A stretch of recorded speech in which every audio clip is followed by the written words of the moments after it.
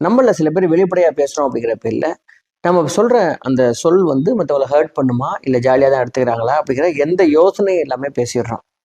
ஆனா, நம்ம பேசுற ஒரு வார்த்தை மத்தவங்கள மிகப்பெரிய காயப்படுத்தக்கூடிய வாய்ப்பு இருக்கு. அது அவங்களுக்கு வாழ்நாள் முழுவதும் ஒரு வடுவாவே மாறி போகும்.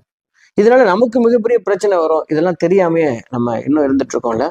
இந்த மாதிரி தான் டெல்லியை சேர்ந்த ஒரு பெண் பேசின ஒரு சாதாரண ஒரு வார்த்தை அவங்கள மிகப்பெரிய விபரீதத்துல கொண்டு போய் விட்டுச்சு.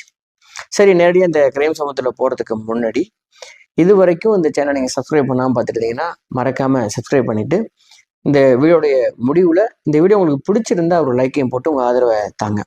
சரி, நேரடியாக இந்த கிரைம் சம்பவத்தில் நம்ம போகலாம். நியூ டெல்லியை சேர்ந்த ஒரு பெண் சத்கர்பூரில் இருக்காங்க. இவங்க பேர் ரேகா. இவங்களுக்கு 33 வயசு. இவங்க கணவர் பேர் கௌதம். இவங்க என்ன பண்ணாங்கன்னா தன்னுடைய தங்கச்சிக்கு மார்ச் 25, 2017 அன்னைக்கு காலையிலேருந்து கால் பண்ணிகிட்டே இருந்திருக்காங்க. ஃபுல் பெல் போய் கட் ஆகுது. கால் எடுக்கவே இல்லை. அவங்க சிஸ்டர், அவங்க பேர் பூஜா. கால் அடித்தவங்க மறுபடியும் மதியம் அடிக்கிறாங்க, நைட்டு அடிக்கிறாங்க.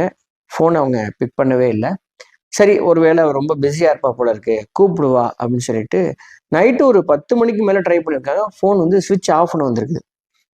சரி, நாளைக்கு கூப்பிடுவா அப்படின்னு சொல்லிட்டு நைட்டு தூங்கிட்டு அடுத்த நாள் ட்ரை பண்ணியிருக்காங்க. ஸ்விட்ச் ஆஃப்னே வந்திருக்குது.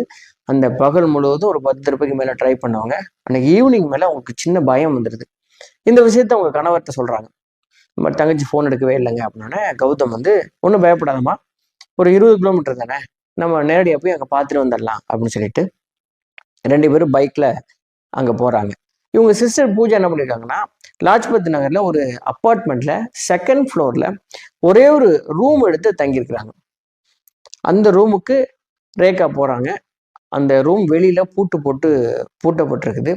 இவங்க கிட்ட ஒரு ஸ்பேர் கீ இருந்ததுனால பூட்டை திறந்து கதவை திறந்தவங்களுக்கு உள்ளுக்குள்ளே போக முடியாத அளவுக்கு மிக பயங்கரமான ஒரு துர்நாற்றம். அதையும் தாண்டி மூக்கை பொத்திக்கிட்டே 2 பேரும் உள்ளே போகிறாங்க. அப்படி உள்ளே போனவங்க பார்த்த காட்சி மிகப்பெரிய அதிர்ச்சியை கொடுத்துச்சு. அப்படி என்ன பார்த்தாங்க அப்படின்னா, அந்த பெட்ரூமில் கட்டில் மேலே தன்னுடைய தங்கச்சியோட கால்கள் கட்டப்பட்டிருக்குது.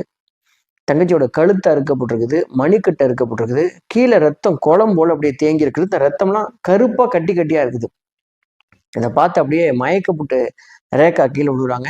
ரேகாவுடைய ஹஸ்பண்ட் உடனடியாக அமர்காலனி போலீஸ் ஸ்டேஷனுக்கு இந்த தகவலை சொல்கிறார். அடுத்த அரை மணி நேரத்தில் ஒரு பெரிய போலீஸ் டீம் அங்கே வர்றாங்க. ஃபோரன்சிக் டிபார்ட்மெண்ட்லேருந்தும் வர்றாங்க. அந்த கிரைம் நடந்த அந்த இடத்த சீல் பண்ணிவிட்டு பாடியை போஸ்ட்மார்ட்டத்துக்கு அனுப்பிச்சி வச்சுட்டு அந்த வீட்டுக்குள்ளே கொலையாளி பற்றிய தடயங்கள் ஏதாவது இருக்கா, ரேகைகள் இருக்கா அப்படின்னு சொல்லிட்டு ஃபுல்லாக தரவாக செக் பண்ணுறாங்க. அப்படி செக் பண்ணதில் ஒரு சின்ன இடத்துல கூட ரேகைகளோ